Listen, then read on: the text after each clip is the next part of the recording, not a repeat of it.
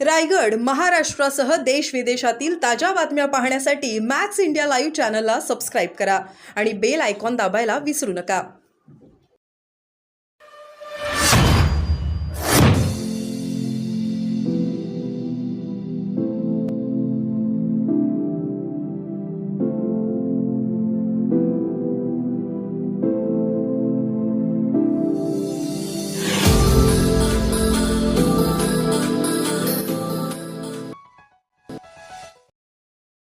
Salt रेस्टॉरंटच्या मालकाची मनमानी, खालापूर तहसीलदारांच्या आदेशाला दाखवली केराची टोपली.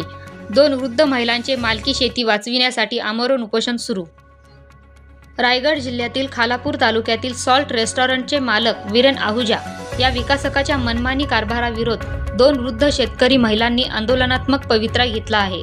शेतकरी अलका समेळ आणि सुलोचना चव्हाण यांच्या शेतीलगत असलेल्या तळ्याची भिंत या रेस्टॉरंट मालकाने उंच केली आहे, असा आरोप उपोषणकर्त्यांनी केलाय. येथील शेतीलगत RCC बांधकाम करून भिंत उभारल्याने पूर्वापार पाण्याचे नैसर्गिक निचरा होणारे मार्ग बंद झाले आहेत. परिणामी येथील सुपीक जमिनीत हे पाणी 4 फुटापर्यंत तुंबत असल्याने 2 वर्षापासून ही शेत जमीन नापीक झाली आहे. या विरोधात अनेकदा प्रशासन दरबारी तक्रारी निवेदन देण्यात आले आहे. तहसीलदार यांनी दिलेल्या आदेशाला आहुजा यांनी केराची टोपली दाखवली आहे.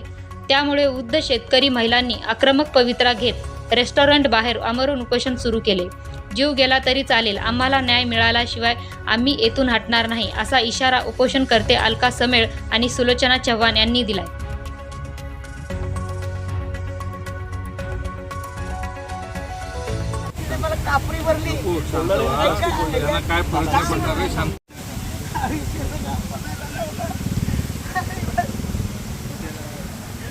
ते 47 वर्षाच्या जमिनीमध्ये मरतील. कसलं ब्लड प्रेशर, आम्ही जीव द्यायची वाट बघतोय. काही प्रॉब्लेम नाही झालं देणार आणि देणार ती आणि मी, बाकीच्यांना नाही, ती आणि मी देणार. बरोबर आहे, जाऊ दे जीव. काय तू इतकी वर्ष आम्ही आमच्या शेतासाठी तुझी काय अपेक्षा? लोकांच्या प्रॉपर्टीसाठी आम्ही भांडत नाही आहोत. आमची स्वतःची आहे ना, त्याच्यासाठी आम्ही बोलतोय. आणि तरी सुद्धा गव्हर्नमेंट त्याच्यात दखल घेत नाही. तर गव्हर्नमेंटला तर आम्ही मिळलेली पाहिजे असतील तर मला काय करणार आम्ही त्याला?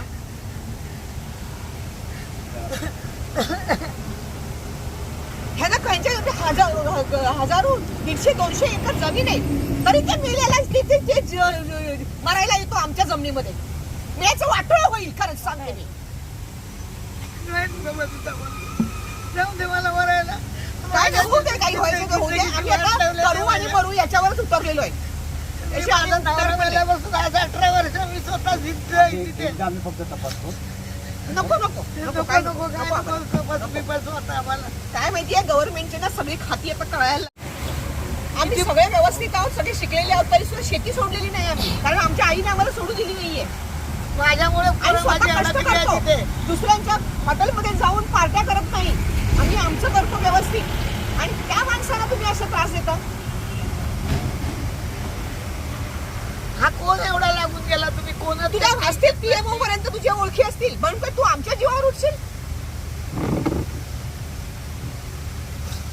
एवढी काय लोक घाबरतात मला कळतच नाही. तो काय वाघ पडला? तो पुढच्या देशातून आला आणि इथे वाघ इलो आहे, तो खातो सगळ्यांना. आणि तुम्ही एवढे लोक घाबरता कसे काय? सरकारी सुद्धा लोक.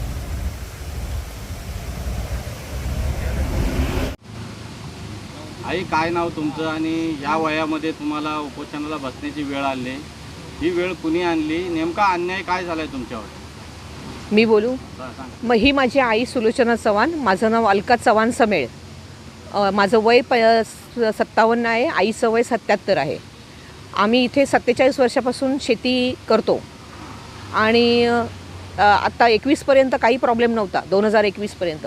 2022ला वीरेन आहुजा, जे सॉल्ट रेस्टॉरंटचे मालक आणि ऑलेंडर फार्मचे मालक आहेत, त्यांनी तलावाची उंची वाढवून आमचं पाणी जवळजवळ 2.5 एकर जमीन पाण्याखाली घालवली. ज्याच्यात 3.5 ते 4 फूट पाणी साचतं. त्याच्याविरुद्ध आम्ही तहसीलदारांकडे गेलो.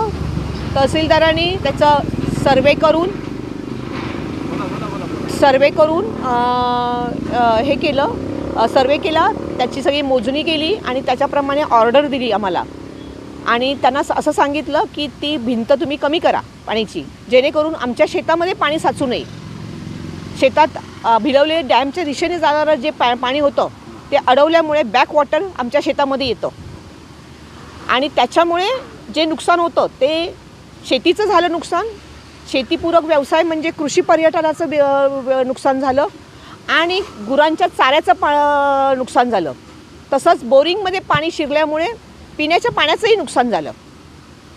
तर हे सगळं नुकसान झाल्यामुळे आमचं म्हणजे त्याचा सगळा आढावा तहसीलदारांनी घेतला. ते सगळं त्यांनी हे केलं, परंतु ती ऑर्डर मानण्यास यांनी नकार दिला म्हणजे त्याची इम्प्लिमेंटेशन केलंच नाही. तहसीलदार मात्र त्याच्यावर त्यांनी इम्प्लिमेंटेशनसाठी कुठलेही प्रयत्न केले नाही. उलट ते मला असं म्हणाले की तुम्ही कोर्टात जा. कोर्टात गेल्यानंतर किती वर्ष जातात हे आपल्याला माहिती आहे जनरली, आणि एवढ्याशा कामासाठी आम्ही किती कोर्टात जायचं आणि त्यातून काय निष्पन्न होणार, कधी निष्पन्न होणार, तिथपर्यंत होणाऱ्या नुकसानाला जबाबदार कोण. आमची एवढीच मागणी आहे की त्या तलावाची उंची पूर्वीप्रमाणे व्हावी, पाणी साचू नये शेतामध्ये. त्यांनी पाणी साठवण्याला आमचा विरोध नाही, परंतु आमच्या शेतामध्ये पाणी साचता कामा नये. तसंच आमचा जो झालेला 2 वर्षाचा खर्च आहे, नुकसान आहे, तो त्यांनी द्यावा, ही आमची मागणी आहे. आई काय नाव तुमचं, आज वय किती तुमचं आहे आणि तुम्हाला उपोषणाला बसायची ही वेळ कुणी आणली तुमच्यावर, काय परिस्थिती झाली? माझा वय 87 वर्ष. नाव काय? सुलोचना दत्ताराम चव्हाण. यांनी पाणी तुंबवल्यामुळे माझ्यावर ही वेळ आली आणि मला आता काय सुधरत नाही. माझ्यावर एवढा प्रसंग त्याने लोटला आहे की आम्ही सांगून त्याची कदर घ्यायला तर तयार नाही. आम्ही सांगितले नुकसान भरपाई पण द्यायला तयार नाही आणि काहीच करायला तयार नाही. आता आम्ही काय करायचं? आम्हाला त्या तलावात जीव दिल्याशिवाय आम्हाला पर्याय नाही मला.